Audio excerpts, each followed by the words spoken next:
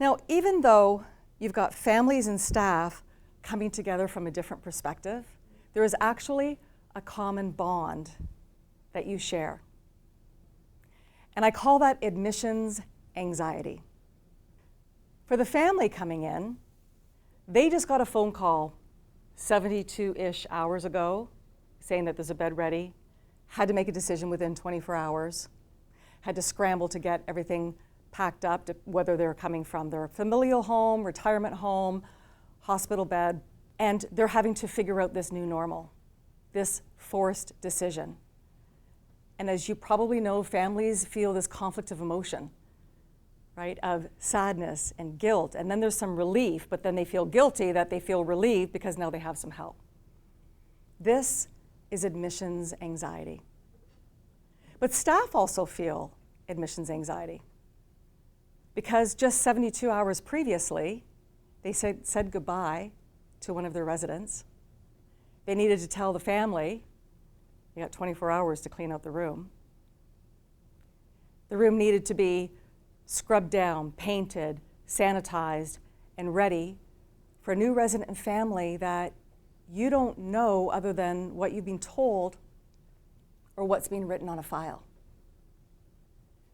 So the staff feel this admissions anxiety as well. When I've talked to frontline staff and asked, how do you feel that morning before a new resident and family are moving in? And I've had a few of them say to me, I feel terrible saying this, but sometimes we hope that the new resident doesn't even have a family.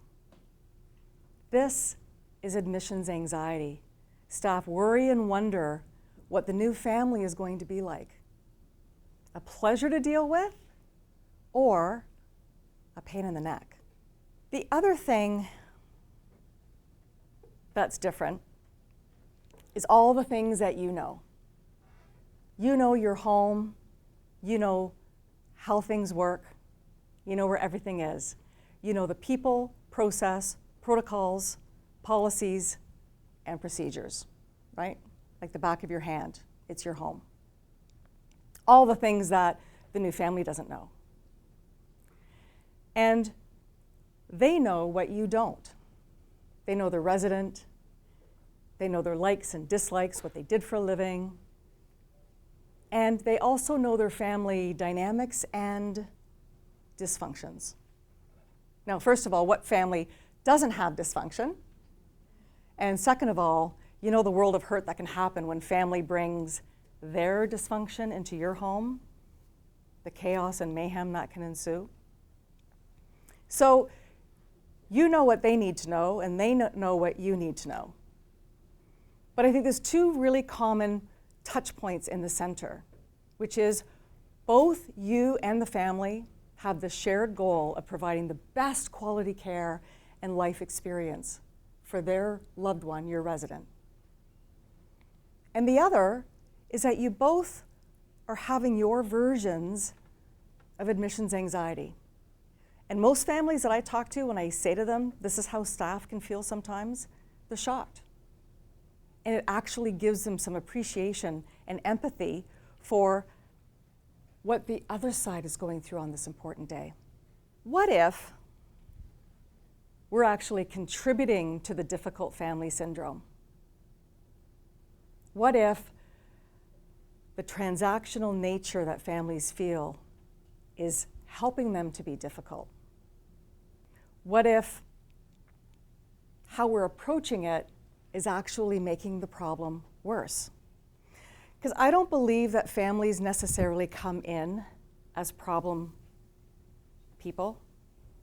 It tends to be around not understanding where they've come from, what they've gone through, and what their expectations are. You know, we use the term responsive behaviors to describe residents who have got challenging behaviors. And research says that 93% of responsive behaviors could be avoided, that they tend to be triggered based on how the resident is approached or handled. What if families have responsive behaviors? What if sometimes how we approach families, that's what triggers the behavior. Because when I talk to families, it doesn't tend to be as much about the situation that happened. It's more about the response or the reaction or the defensiveness or the lack of information about what happened. So it's worthwhile considering if family members could have responsive behaviors. If they had 93% responsive behaviors, what impact could we have with how we approach them? We don't always know what our families are expecting when they come in. Any of you ever been surprised when a family says, "Oh, I thought my loved one was going to get 24/7 one-on-one care"? Right? We know that's completely unreasonable and unrealistic. Where they got that idea from, who knows? But what I see happening is families are coming in with a certain level of expectations based on friends, family, the news, which really very rarely, if ever, shows the great work that we actually do in long-term care. So the idea is an opportunity to have an expectations conversation with your families right up front. What is your understanding of long-term care? What do you, all of those types of questions, so that you can then educate and advise, and where necessary, adjust their expectations. And I don't say lower intentionally.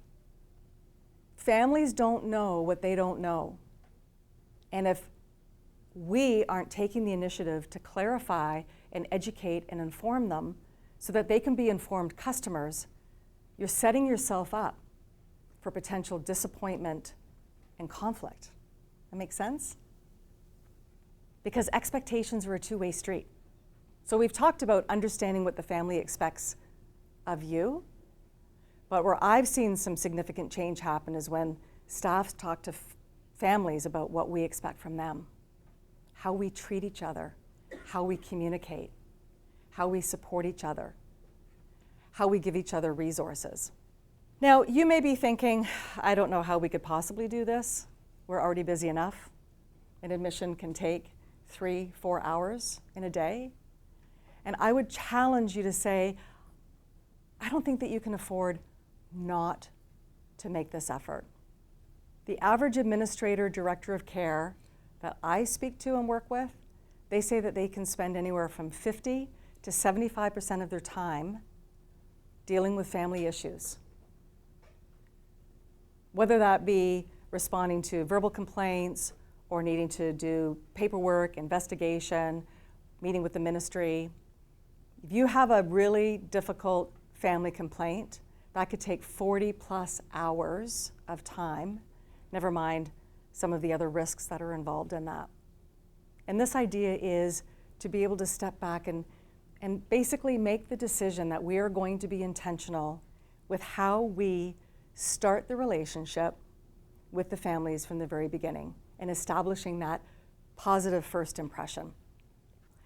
We have frontline staff who are feeling empowered versus fearful of having proactive conversations with families and being able to clarify expectations versus where previously they'd see that family coming and they would look down to tie their shoelaces, but they weren't wearing shoes with shoelaces on or trying to avoid them, is rather than avoiding them, because families know when you're avoiding them, we can see you, is to be able to have a plan and be proactive and have that conversation and the two-way street of expectations.